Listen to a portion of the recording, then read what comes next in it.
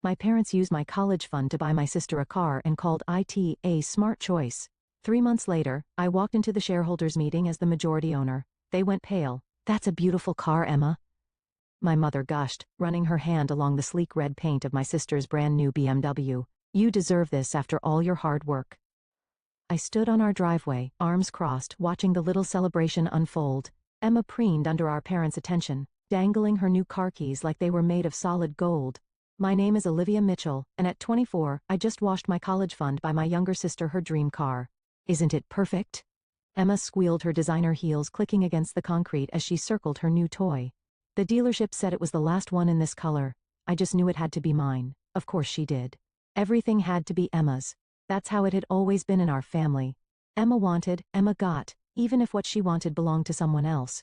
Well, it was the smart decision, my father declared, putting his arm around Emma's shoulders. "Your sister clearly wasn't going to use that money for anything worthwhile. At least this way, it's not going to waste." I bit back a sharp reply. My plans to pursue my MBA weren't worthwhile in their eyes. Never mind that I'd spent the last 3 years working full-time while completing my bachelor's degree in business with honors. Never mind that I'd already been accepted to 3 top programs. No. According to them, Emma's desire for a luxury car was clearly more important than my education. "Don't look so sour, Olivia," my mother chided, noticing my expression. "You know Emma needs a proper car for her new job." Ah, yes.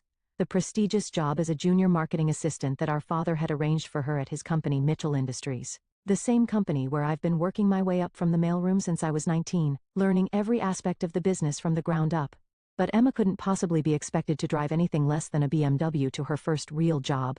"Of course," I said, keeping my voice carefully neutral. "Congratulations, Emma." She barely spared me a glance, too busy taking selfies with her new car. "Thanks. Maybe if you work really hard you can afford one too someday." Our parents laughed indulgently at her little jab. They always found it amusing when Emma reminded me of my place in the family hierarchy. I checked my watch, grateful for the excuse to escape. I should get going. I have an early meeting tomorrow. On a Saturday, my mother frowned. "Olivia, you work too much. It's not healthy." "Someone has to," I muttered under my breath. But they weren't listening anymore. They were already planning where to take Emma for a celebration dinner. As I walked to my sensible used sedan, I could hear Emma's voice carrying across the driveway.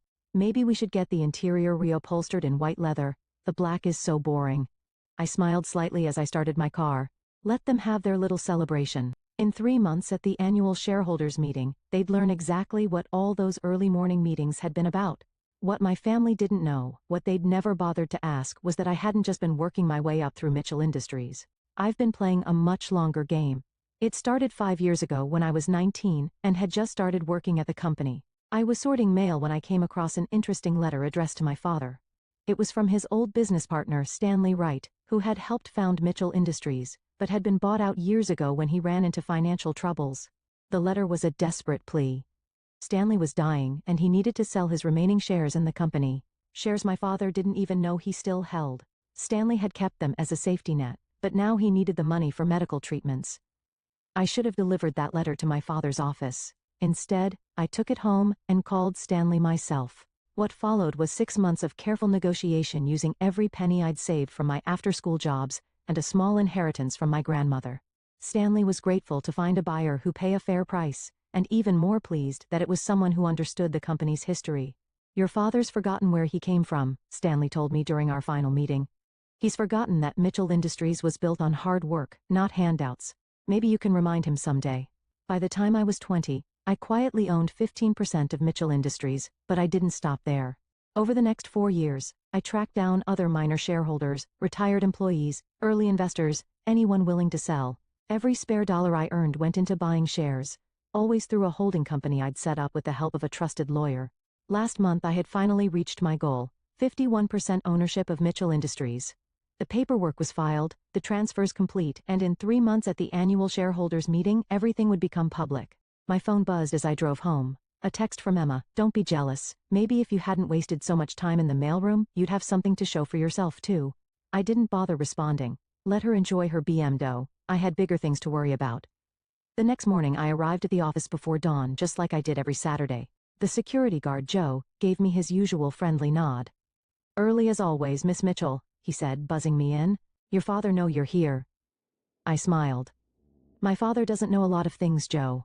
I made my way to my small office, not the corner office I deserve given my actual ownership stake, but the modest space befitting someone who'd wasted time in the mailroom. The walls were covered in organizational charts, workflow diagrams, and detailed notes about every aspect of Mitchell Industries operations. While Emma had been partying through college and my parents had been indulging her every whim, I had been learning, watching, planning. I knew every strength and weakness of the company my grandfather had built, and my father had nearly run into the ground with his poor decisions and nepotistic management style. My laptop pinged with an email from my lawyer, confirming that everything was in place for the shareholders' meeting. I'd already arranged for several key board members to be there. Ones who'd been increasingly concerned about my father's leadership, but hadn't known there was an alternative. A knock at my door interrupted my thoughts. It was Sarah from accounting, one of the few people who had noticed my potential early on and had become a mentor of sorts. "I saw Emma's new car on Instagram," she said, closing the door behind her. "Your college fund?" I nodded. Sarah was one of the only people who knew the full truth about my situation. "Your father's going to regret that decision," she said, sitting down across from me. "Have you told them anything?" "Not a word," I replied, turning my laptop to show her the latest company financials. "Look at this. Third quarter profits are down 15% because Dad insisted on giving Emma's boyfriend's startup an exclusive contract. The board's getting restless." Sarah studied the numbers, shaking her head. "It's worse than I thought. You're sure you're ready for this?" I gestured to the walls covered in my research and planning. "I've been ready for years. The question is, are they ready for me?" "They're not," Sarah said with a small smile. "That's what makes this so interesting." The next few hours were spent reviewing reports and finalizing strategies. Around noon, my phone buzzed again. Another text from Emma. "Dad's taking me shopping for office furniture. He says I need something suitable for my new promotion." I raised an eyebrow at Sarah. "Did you hear about this promotion?" She rolled her eyes. "Your father announced it yesterday. Emma's going to be heading up the new marketing division. No experience required, apparently." "Of course," I said, turning back to my work. Heaven forbid she actually earned something. The rest of the day passed quickly, and by the time I left the office, I had everything in place for the next phase of my plan. As I walked to my car, I noticed Emma's new BMW parked in the executive spot my father had undoubtedly already assigned to her. 3 months, I thought to myself, in 3 months, everything would change. That evening I received an invitation to a family dinner, a celebration of Emma's promotion, no doubt. I considered declining, but there was no reason to make them suspicious now. Besides, I'd spent years sitting through their subtle jabs and not so subtle favoritism. What was one more dinner? I arrived at my parents' house exactly on time, walking into a scene that could have been plucked from any of our family gatherings over the past 2 decades. Emma was holding court in a living room, regaling our parents with stories about her first week at work. And then I told Jennifer, that dowdy woman from HR, that her presentation needed more pizzas. She seemed upset, but Daddy agreed with me. "Didn't you, Daddy?" My father beamed at her. "Of course, Princess. You have natural leadership instincts." I took a seat quietly, wondering if anyone else noticed the irony of praising leadership instincts in someone who'd never led anything in her life. "Oh, Olivia," my mother said, finally noticing me. "You're here. We were just discussing Emma's wonderful ideas for restructuring the marketing department." "Fascinating," I murmured, accepting the glass of wine she handed me. "And what experience are you drawing from for these restructuring plans, Emma?" My sister's perfect smile faltered slightly. "Well, I took a marketing class last semester, and Daddy says sometimes fresh eyes are more valuable than experience." "How convenient," I said, taking a sip of wine. "Now, Olivia," my father warned, his tone carrying that familiar note of disappointment. "Don't be bitter just because your sister has vision. We can't all be natural leaders." I thought about the documents in my briefcase, the shares I quietly accumulated, the changes I was about to bring to Mitchell Industries. "No," I agreed softly. "We can't all be natural leaders. Some of us have to earn it." The next 2 weeks passed in a blur of preparation and careful observation. I watched from my modest office as Emma settled into her new role as marketing director, primarily by ordering expensive furniture and making longtime employees miserable. She made Jessica cry again. Sarah reported one morning, closing my office door with more force than necessary. 20 years of marketing experience, and your sister told her she doesn't understand modern consumers because she suggested our new campaign was over budget. I glanced up from the quarterly reports I was reviewing. Let me guess, Dad sided with Emma? Naturally, he said Jessica needs to be more open to fresh perspectives. Sarah's air quotes dripped with sarcasm. Half the marketing team is updating their resumes. I made a note in my planner. Good employees were hard to replace, and I'd need them when I took control. Tell Jessica to hold off on any decisions until after the shareholders' meeting. Things will be different then. Sarah gave me a knowing look. Speaking of which, your father's been asking questions about the proxy votes coming in. He seems nervous. He should be, I said, turning my laptop to show her the latest numbers. The board isn't happy about last quarter's performance. Add in Emma's promotion and the exodus of experienced employees. Perfect storm. Sarah finished studying the screen. You know they're going to fight back when they realize what's happening. I thought about my college fund now sitting in my sister's driveway, in the form of a red BMW. Let them try. That evening I was working late as usual when I heard voices from my father's office. The door was slightly ajar and I couldn't help overhearing the conversation. The board is getting restless, Richard, a male voice said. Probably James Henderson, one of the senior board members. These nepotistic appointments have to stop. Emma is perfectly qualified, my father insisted. She's bringing fresh energy to the company. Fresh energy doesn't make up for alienating our best employees. And now I'm hearing rumors about someone buying up shares. I smiled to myself as I gathered my things. The pieces were falling into place.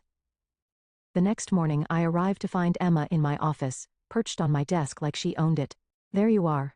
I need your help with something. I set my briefcase down carefully. What can I do for you, Emma? Daddy says you know all the boring operational stuff, she said, examining her manicure. I need you to redo these budget reports. They make my department look bad. I accepted the folder she thrust at me, opening it to find the marketing department's latest financial statements. The numbers were worse than I'd expected. I can't change financial reports, Emma. That would be fraud. She rolled her eyes. Don't be so dramatic. Just move some numbers around. No one actually reads these things anyway. The board does, I said quietly, and so do I. Whatever, she huffed, sliding off my desk. Just fix it. Oh, and I'm taking your parking spot. Mine's too far from the entrance, and these heels are Louboutins. After she left, I carefully documented our conversation and added it to my growing file. 2 more months until the shareholders' meeting. The weeks that follow brought more of the same. Emma's inexperience and entitlement were creating ripples throughout the company. Long-time clients were getting frustrated, employees were leaving, and the board was growing increasingly concerned. My father remained oblivious, convinced that any criticism of Emma was just jealousy or resistance to change. He even called the company-wide meeting to announce another expansion of her responsibilities. I sat in the back of the conference room watching, as he proudly introduced Emma's innovative new initiatives. My sister stood beside him basking in the attention, while confused and angry employees exchanged glances. Furthermore, my father announced, Emma will be representing Mitchell Industries at next month's industry conference in New York. Her fresh perspective is exactly what we need to attract new investors. I made another note in my planner. The conference was just a week before the shareholders' meeting. Perfect timing. The day of Emma's presentation arrived. I watched the live stream from my office as she confidently took the stage wearing an outfit that cost more than most employees' monthly salaries. Mitchell Industries is entering a new era, she declared, clicking through slides that made financial analysts in the audience exchange alarmed looks. Under my leadership, we're going to revolutionize everything. I closed my laptop, unable to watch anymore. In 1 hour she had managed to tank our stock price and violate several SEC regulations. The shareholders' meeting couldn't come soon enough. That evening my father called an emergency family meeting. Emma had returned from New York early, her presentation having been cut short when several major investors walked out. I checked my watch. The board is already meeting. They called it an hour ago. My father's face paled. What? Why wasn't I informed? Because Dad, I said, standing up. I am 51% of Mitchell Industries, and the board just voted unanimously to support my appointment as CEO. The silence that followed was deafening. That's impossible, my father finally whispered. Is it? I asked. Did you ever wonder why Stanley Wright shares never showed up in your reports, or why so many small shareholders have been selling over the past few years? Did you even notice? You, Emma, pointed a shaking finger at me. You planned this. For 5 years, I confirmed. Ever since you started talking about how you were going to revolutionize the company, he knew nothing about. Ever since Dad made it clear that merit meant nothing compared to being his favorite. We gave you everything, my mother protested. No, I corrected her. You gave Emma everything, including my college fund. I built this myself 1 chair at a time, while you were all too busy celebrating her mediocrity to notice.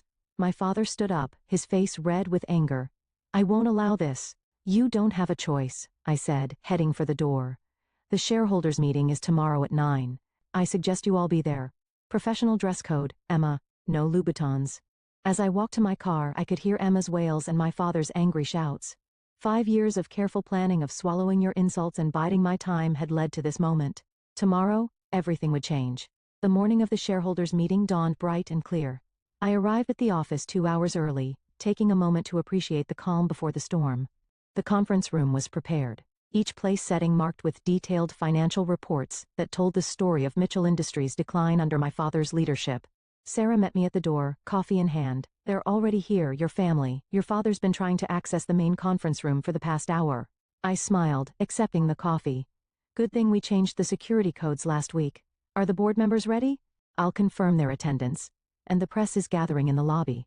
I hadn't invited the media, but news of Emma's disastrous conference presentation had leaked along with rumors of a major leadership change. Mitchell Industries was one of the largest employers in the region. What happened here today would make headlines. "Miss Mitchell." It was Joe, the security guard. "Your father's demanding entrance to your office, says he needs to speak with you before the meeting." I checked my watch. "Let him in." My father burst through the door moments later, his face flushed with anger. "This ends now, Olivia. I don't know what game you're playing, but I'm still CEO of this company." "Actually," I said, sliding a document across my desk. "You're not. The board voted yesterday." "But you'd know that if he bothered to check your emails instead of focusing on damage control for Emma's presentation." He snatched up the paper, his hands shaking. "This is ridiculous. I built this company. Grandfather built this company." I corrected him. "You inherited it, and then you nearly destroyed it with poor management and nepotism. The shareholders have had enough." "Shareholders?" he scoffed. "What shareholders? I control the majority of shares." "Not anymore." I pulled up the ownership records on my laptop. "Would you like to see exactly how many shares you've lost over the years? How many people sold because they lost faith in your leadership?" His face paled as he studied the screen. "Stanley shares." "But he promised. He promised they'd stay in trusted hands," I said quietly, "and they have. I've spent the last 5 years learning every aspect of this business from the ground up, which is more than you can say for your chosen successor. Emma has potential. Emma has entitlement," I countered. "And she proved that to the entire industry at a conference. Our stock dropped 15% in 1 hour, Dad. 15% because your precious princess couldn't be bothered to learn basic securities law before sharing confidential projections." He slumped into a chair, suddenly looking old. "Why didn't you tell me? If you were buying shares, building your position, why the secrecy? Would you have listened? When have you ever listened to me about anything?" Before he could respond, my office door burst open again. Emma stormed in, followed by our mother. "Fix this," Emma demanded. "I've already announced my plans for the company. I have a vision." "Your vision tanked our stock price and violated SEC regulations," I said calmly. "The only reason we're not facing an investigation is because I spent all night doing damage control with our legal team." "That's not fair." "Daddy, tell her it's not fair." Our father just sat there, still staring at the ownership records on my laptop. "The shareholders' meeting starts in 30 minutes, I said, standing up. "You can either attend professionally and maintain some dignity, or you can make a scene and be escorted out, your choice." Emma turned to our mother, who had been unusually quiet. "Mom, say something." But our mother was looking around my office, really seeing it for the first time. The detailed reports covering the walls, the years of research and planning evident in every corner. "All those early mornings," she said softly. "All those late nights, we thought you were just we didn't." "Didn't what, Mom?" "Didn't think I could build something on my own. Didn't believe I had ambition beyond being Emma's backup." "I always knew you were smart," she defended weakly. "But business leadership, it's not really suitable for women," I finished. Funny, that only seemed to apply to me. Emma's gender wasn't an issue when you were celebrating her unearned promotion. The intercom buzzed. Sarah's voice cut through the tension. "The shareholders are arriving, Miss Mitchell." I gathered my files. "It's time. Are you coming?" They followed me to the main conference room. Emma still protesting, my father unnaturally quiet, my mother wringing her hands. The halls were lined with employees watching curiously as we passed. The conference room was packed. Board members sat at the front, many nodding to me as I entered. Shareholders filled the remaining seats with media hovering at the back. All eyes followed us as we made our way to the front. I took my place at the podium, surveying the room. 5 years of preparation had led to this moment. "Good morning," I began. "Thank you all for coming. As you know, Mitchell Industries has reached a critical juncture." For the next hour, I laid out the company's situation with brutal clarity: the declining profits, the exodus of talented employees, the damage to our reputation. I supported each point with detailed documentation, watching as shareholders nodded in growing understanding. When I reached Emma's conference presentation, she tried to interrupt, but a sharp look from a board member silenced her. Yesterday, the board voted unanimously for new leadership, I concluded. As majority shareholder and newly appointed CEO, I am implementing immediate changes to restore Mitchell Industries to its former excellence. The room erupted in questions. I answered each one thoroughly, demonstrating a knowledge of the company that made my father sink lower in his seat. Finally, one elderly shareholder stood up. Miss Mitchell, what role will your father and sister play in the restructured company? I met my father's eyes. They will be offered positions commensurate with their experience and qualifications just like every other employee. Emma jumped up. This is ridiculous. I am the face of Mitchell Industries. I have plans. Your plans cost us millions in market value, I replied calmly. Please sit down, or security will escort you out. She looked around for support, finding none. Even our mother was staring at the table, avoiding eye contact. By the time I opened the floor for the final vote on my appointment as CEO, the outcome was clear. The motion passed overwhelmingly with only my father and sister's minimal remaining chairs dissenting. As the room cleared, my father approached the podium. Olivia? Yes, he seemed to deflate. I underestimated you all these years. Yes, I said simply. You did. As I sat down at what had been my father's desk, now mine, I looked out at the city full of possibility. Time to get to work. The first month as CEO passed in a whirlwind of activity. The media attention was intense. Daughter's secret takeover saves family empire made headlines across business journals. I gave exactly one interview focusing solely on my plans for Mitchell Industries' future. My family's reaction played out exactly as I'd expected. Emma launched a social media campaign, painting herself as the victim complete with tearful Instagram stories about betrayal. She had to return the BM dog and move back home with our parents when she could no longer afford her luxury apartment. Your sister's devastated, my mother said during one of her attempted guilt trips. She really thought she had a future here. I looked up from the quarterly projections I was reviewing. She did have a future here, Mom. She just needed to earn it like everyone else. But she's family. So am I replied calmly. That didn't stop you from taking my college fund. My mother flinched. That was different. Yes. It was because I did something about it. I turned back to my work. Now if there's nothing else, I have a company to run. The changes I implemented were sweeping but strategic. First, I reinstated the employees who had left because of Emma's mismanagement, including Jessica from marketing, who now headed the department Emma had nearly destroyed. It's different here now, Jessica commented during a staff meeting. People feel valued based on their contributions, not their connections. The company culture shifted rapidly. Merit-based promotions, transparent communication, and clear accountability became our new norm. The stock price responded accordingly, climbing steadily as investor confidence returned. My father made one attempt to challenge my leadership, calling an emergency board meeting to question my decisions. She's too inexperienced, he argued to the board members. She's making too many changes too quickly.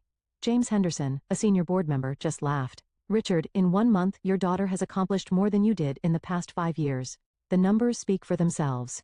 They showed in the latest financial reports, profits up 20%, employee retention improved, client confidence restored. The vote to maintain my leadership was unanimous. After the meeting, my father lingered in the boardroom. I still don't understand, he said quietly. How did you learn all this? I paid attention. I replied, gathering my files every day for 5 years, while you were focused on grooming Emma for a role she didn't earn. I was learning from the mailroom to the boardroom. I studied every aspect of this company. The real question is, why didn't you notice? He had no answer for that. 3 months into my tenure as CEO, I received an unexpected visitor. Stanley Wright, my father's old partner who had sold me his shares, asked to meet. I've been following the news, he said, settling into a chair in my office. The same office where my father had dismissed my ambitions for so many years. You've done exactly what I hoped you would. The company needed change, I said simply. He smiled. Yes, but more than that, it needed someone who understood its true value. Your grandfather built this company on principles, hard work, merit, integrity. Your father forgot those principles, but you embodied them. I thought about the long years of careful planning, of silent work and patient preparation. I had good teachers. Speaking of teachers, Stanley leaned forward. I hear you're starting a scholarship program. I nodded. The Mitchell Industries Future Leaders Scholarship, full college funding for employees' children who demonstrate academic excellence and work ethic. We've already selected our first 10 recipients. Your mother must love that, he said with a knowing look. I allowed myself a small smile. She called it wasteful, said I should be focusing on family first. And what did you tell her? That I am focusing on family, the Mitchell Industries family. Every employee here is part of building our future. After Stanley left, I walked through the office floors observing the changes 6 months had brought. The atmosphere was energetic yet focused, with teams collaborating effectively and projects moving forward smoothly. Sarah fell into step beside me. You'll never guess who applied for an entry-level position in accounting. Who? Emma. I stopped walking. Really? Sarah nodded. Used your father's name as a reference. Want to see her application? In my office, I reviewed Emma's resume. It was sparse, no real experience, no relevant skills, just her incomplete marketing degree and her brief disastrous sting as our marketing director. She followed the proper application process? I asked.